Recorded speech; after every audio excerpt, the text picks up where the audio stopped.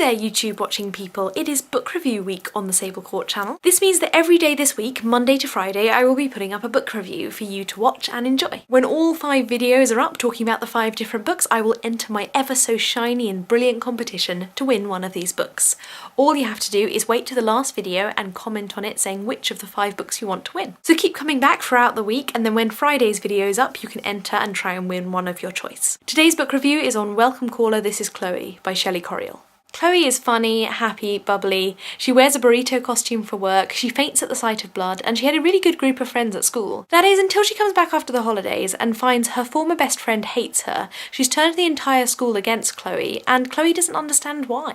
To complicate her life even further, a new guidance counsellor has arrived at the school and refuses to allow Chloe to do a study on soap operas. Instead, she assigns her to help out at the school's failing radio programme, something Chloe's not too keen on. Before she knows it, she's surrounded by the radio club, a group of people she would have previously referred to as outsiders. And none of them are happy with her being there either. As far as they're concerned, she doesn't know the first thing about radio and just doesn't belong. The only person who stands up for her and gives her a chance is Duncan, the radio's engineer. He quietly fixes everything around the Radio Shack, but the more and more Chloe finds out about his home life, the more and more broken it seems. She longs to make this quiet, sad boy laugh, as well as helping the radio rejuvenate itself. She hopes that with a radio show and her extreme chattiness, she can bring some listeners in.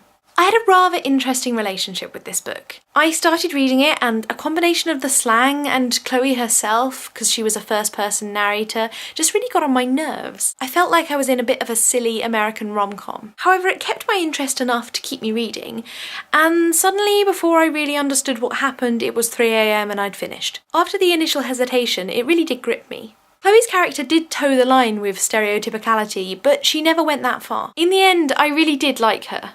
She was believable, and she really did have a very interesting and lovable way of solving her problems. The things that had annoyed me at the beginning, I just noticed less and less until I didn't notice them at all as I continued reading. The support characters as well were really good. Our love interest Duncan is sweet and a really good mix of strong and vulnerable at the same time. And her relationship is never over the top.